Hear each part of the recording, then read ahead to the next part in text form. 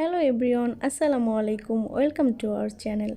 আজকে আপনাদের সাথে খুব মজার একটি রেসিপি শেয়ার করব, যে রেসিপিটি ছোট বাচ্চা থেকে শুরু করে বড়রাও খুব পছন্দ করে। মাত্র 3 থেকে 4টা উপকরণ দিয়ে রেসিপিটি তৈরি করা যায়। রেসিপিটি হলো গজা। কার না পছন্দ? চলুন তাহলে শুরু করি। এখানে আমি কোকের যে গ্লাস আছে সেই গ্লাস দিয়ে পরিমাণটা করে নিচ্ছি। আমি এখানে টোটাল 4 গ্লাস ময়দা ব্যবহার করেছি। লবণ নিলাম হাফ টিস্পুনের মতো। এখন ভালো করে চেলে নিচ্ছি।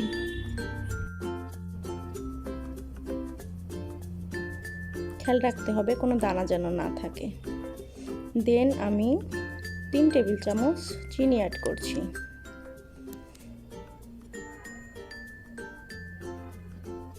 দিয়ে দিলাম সামান্য সয়াবিন তেল। অল্প অল্প করে তেল দিতে হবে আর মিক্স করতে হবে। খুব সফট একটা ডো তৈরি করতে হবে।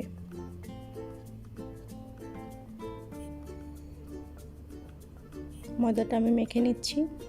আরও একটু তেল নিয়ে নিলাম।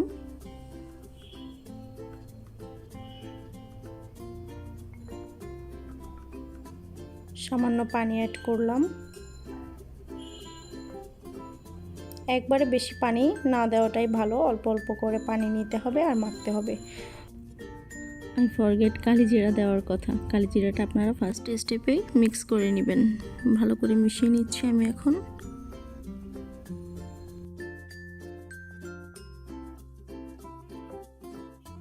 Almost ready. ডোটা সফট হবে একটু। আমি দেখিয়ে দিচ্ছি কতটা পরিমাণ সফট হবে।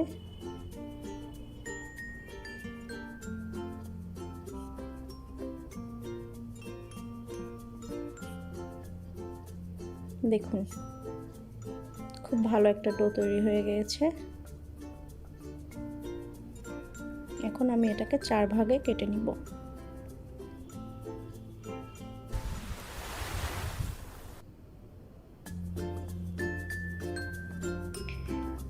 এবং 1 ভাগ দিয়ে তৈরি করে আমি এই টোটাল ভিডিওটা আপনাদের দেখাবো। সম্পূর্ণ দেখাতে গেলে ভিডিওটা অনেক লং হয়ে যাবে।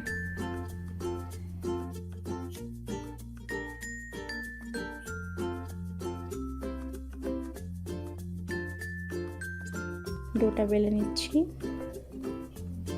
রুটির মতো করে। এটা খুব বেশি মোটা না করাই ভালো, পাতলা করে করে নিলে গজাটা বেশি মুচমুচে হবে।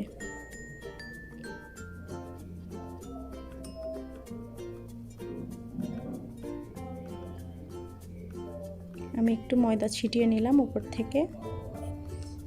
দেন আমি একটা ছুরি দিয়ে কেটে নিচ্ছি।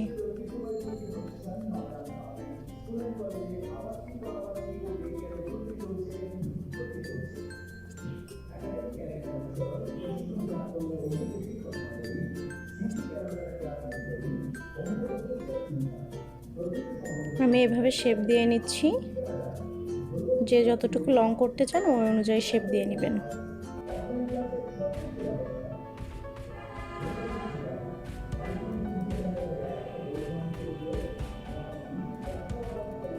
এবার এগুলো আমি একটা পাত্রে তুলে নিব।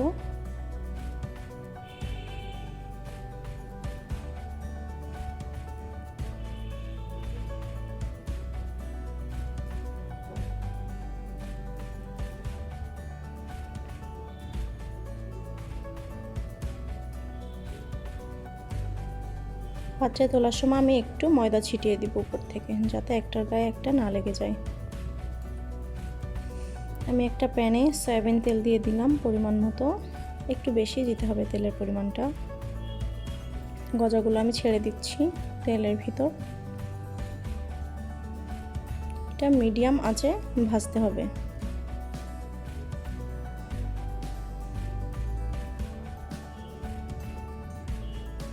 একটু নাড়াচাড়া করে দিতে হবে।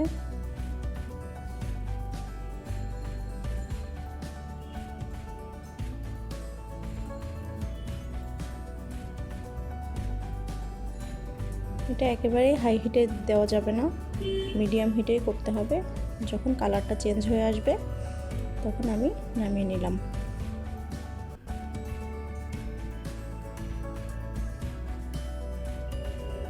গজাগুলোর কালার যখন এরকম হয়ে যাবে তখন নামিয়ে নিতে হবে। এখন আমি আরেকটি প্যানে কোকের গ্লাসের 2 গ্লাস পানি এবং 1 কাপ চিনি অ্যাড করছি। চুলার হিটটা অনেক বাড়িয়ে দিয়েছি। ভালো করে নাড়াচাড়া করতে হবে। খুব সুন্দর বলক চলে আসছে।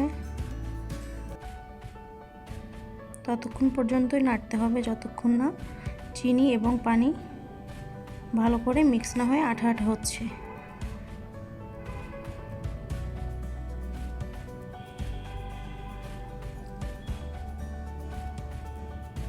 এখন শিরাটা রেডি। আমি গজাগুলো ছেড়ে দিচ্ছি চিনি শিরার ভিতরে। ভালো করে নাড়াচাড়া করতে হবে।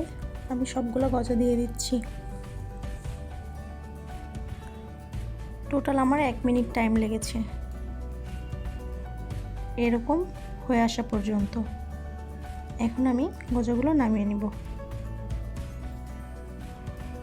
দেখতেই পাচ্ছেন খুব সুন্দর পারফেক্ট গজা তৈরি হয়েছে। নামিয়ে নিচ্ছি আমি এখন।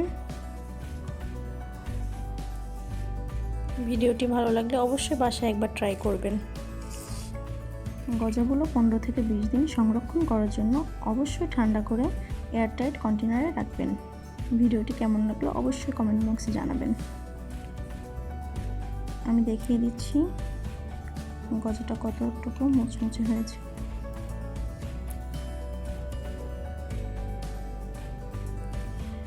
ভিডিওটি ভালো লাগলে অবশ্যই সাবস্ক্রাইব করে পাশে থাকবেন।